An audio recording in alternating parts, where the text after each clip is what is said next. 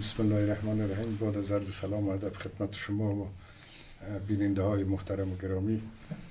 ما عرض کنم نام ما غلام فاروق زرگر، برادر بزرگ صدیق زرگر است. بله. آیسب شما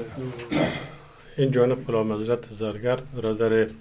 شهید پهلوان صدیق زرگر هستم. عرض سلام و ادب خدمت شما و دستاندرکاران برنامه شما و از طریق برنامه پیام افغان سلام و احترامات خود را خدمت تمام میانان خود در هر گوشه و کنار جهان که هستند عرض می‌رسانم. خب دوره که محسن جان یاد کرد در جریان امی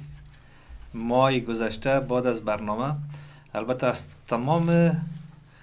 جهان آدم باید بگویه، یعنی از امریکا، کانادا، استرالیا، افغانستان، اروپا، البته دوستای زیاد زنگ زدن، نظریات زیاد داشتن، هم شکوا و گله داشتن که ما نتونستیم وقت برنامه را زیاد بسازیم که اونا هم در روی خط بیان. البته کسان بودن که بعدا ما هم سرشان صحبت باید کنم، یاد کنم از ایشان که کیها با ما صحبت کردن.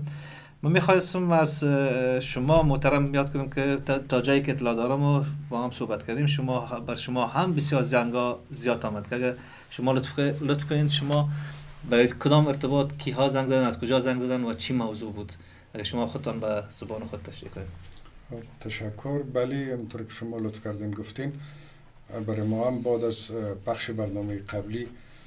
تلفن‌های زیادی از عده کثیری از دوستا و علاقه‌مندا رسید و ضمناً مطالب و حقایق بسیار سودمند و مفیدی را که در خور توجه بوده برای ما بیان کردن که در روشنی از او در بعض موارد حتی گمان ما به حقیقت مبدل شد. و بگونی مثال من میتونم عرض بکنم که مسئله ای که ما قتل صدیقه یا توسط یا وسیله برچه به گمان ما صورت گرفته بود و بیان کردیم، اما این برای منطق و استدلال منطقی و عقلانی بوده و خوشبختانه ما اخیراً تلفنی از افغانستان گرفتیم که اونا 3 نفر از صاحب منصبان پلیس که در زمان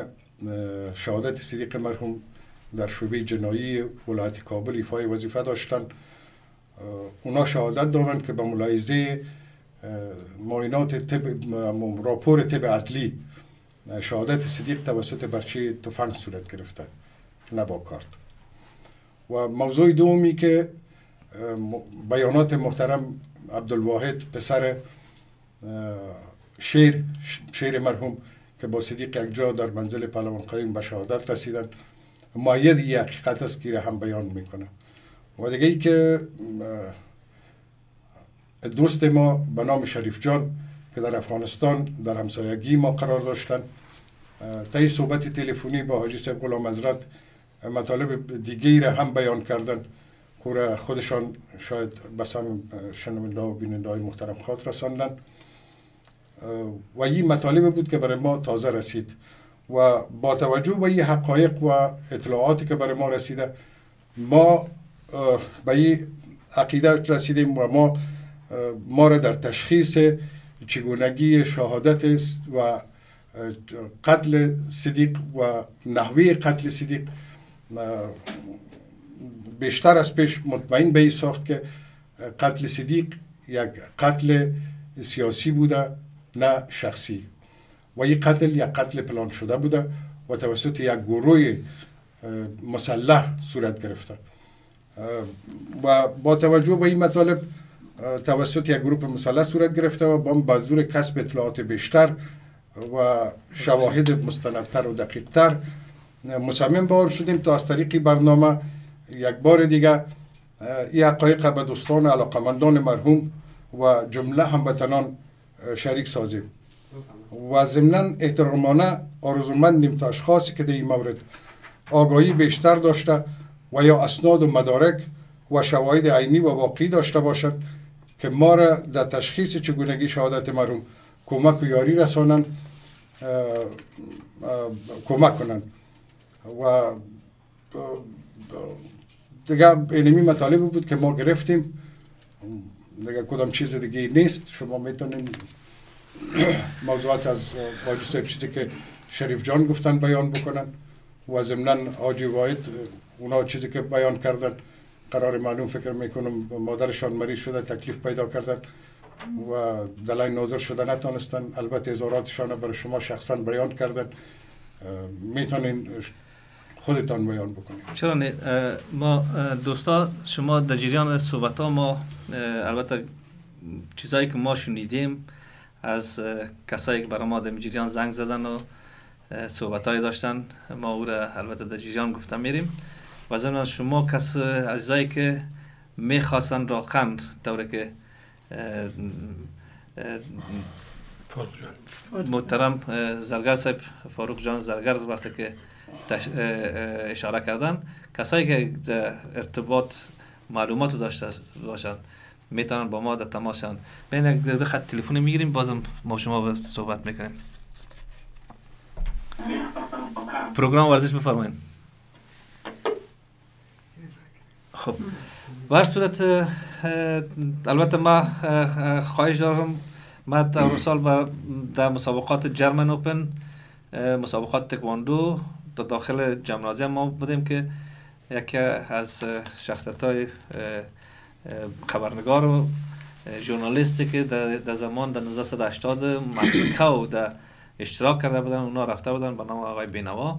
اونا با ما در تماس شدن و یاد کردن، گفتن که یک دین است که ما باید او را بگویم و ادا کنم. اگر ایشان البته تلفنی که ما یادداشت گرفته بودم متاسفانه چون سر صدا زیاد بود فکر میکنم که نمره تیری بود شد، در دفترم بسیار کوشش کردم نتونستم اونا رو پیدا کنم. ما وعده داشتیم که در برنامه بعدی خودشان به زبان خود همون دینی که داره ادا میکنن. دیگه به هر حالتش اگر میشنون ما را زنگ بزنن بسیار زیاد خوش میشیم. خب آقای صاحب میبخشین پیش از اینکه از آقای صاحب سوال کنید، بر بیننده های تلویزیون باید گفته شود ما تلفن ها آزاد است. کسی که میخواد به می ارتباط کدام خاطری داشته باشه از قهرمان شهید صدیق زرگر یا کدام تصویر داشته باشه کدام گفتنی صرف به می موضوع باشه، تلفن ها آزاد هستن، میتونن با ما به تماس شون. خب آقای صاحب شما هم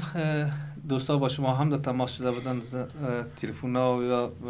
اگر شما همونطور یقینا که مثل که فاروق جان اشاره کردن یک تعداد زیاد از دوستا و عزیزا و علاقمندا هموطنای ما با ما بعد از ختم از این برنامه تماس گرفتن و مطالب را با ما در جریان گذاشتن. از جمله یک مطلب را که از دید ما یک کم جدی و مهم است و ما قابل به تذکر میدانم و بیان صحبت‌های یکی از دوستای ما که همونطور که فاروق جان اشاره کردن و در شهر کابل در همسایگی ما زندگی میکردن. نامش به نام شریف است و قبلگاهشان پیشه تیکداری و گپا داشتن، مشهور به بچه تیکدار است. این امرای من صحبت شد و ضمن صحبت ها یاد کرد که بعد از ختم المپیای مسکو شریف جان که در او وقت حدود 18 تا 20 سال داشته، امرای کاکاش به نام عبدالحسین ای نزد رئیس المپیک وقت که نصیر باشه رفتن، بنا به باز ملحوظات شخصی که داشتن نزد از او رفتن و ضمن از که مطالب گفتنی های خود را مطرح کردن. در اخیر نصیر از بچه شریف جان سوال میکنه که خودت و رشته سپورت ورزش گپا علاقمندی داری نداری، تمرین میکنی یا چطور؟ او در مقابل برش جواب میده که بله ما ورزش میکنم، ما علاقمندی به فوتبال دارم و ما یک تیم داریم که در تیم دوستان میگه جمع هستند و ما فوتبال میکنیم. میگه اگر تیمتان خوب باشه که ما برشان لباس غیر ذالک در اختیار شما قرار بدم. و برای که شریف جان فکر میکنه که ما برای که خود خوبتر معرفی کرده باشم نام از صدیق جان زرگر میکنه، یاد میکنه و میگه که ما در همسایگی صدیق جان زرگر هستیم خانه ما و در موجه در پالیشان زندگی میکنیم و در این زمان مجرد که از صدیق جان زرگر یاد میکنه این آدم آقای نصیر دفعتاً تیپ و کاراکترش تغییر میکنه و در مقابل عکس العمل بسیار نادرست و شدید نشان میده. برای شریف جان و برای کاکایشان میگه که این یک اشرار است و این قرار بود که در المپیای مسکو در سفارت امریکا پناهنده شد و این گپا. و جالبی چیز که میگه که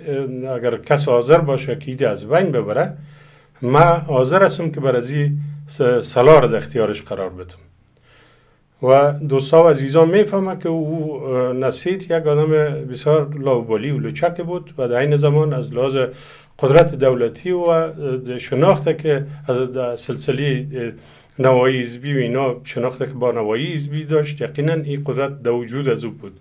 یک طرف و از طرف دیگه این آدم یک قرابت شخصی با ایساق توخی که در این زمان یازنه و خسربره با هم دیگه بودن و او در او وقت رئیس دفتر نجیب بود که در وقت مسئول یا رئیس خاط بود. او با قوت از او و با کمک از او این آدم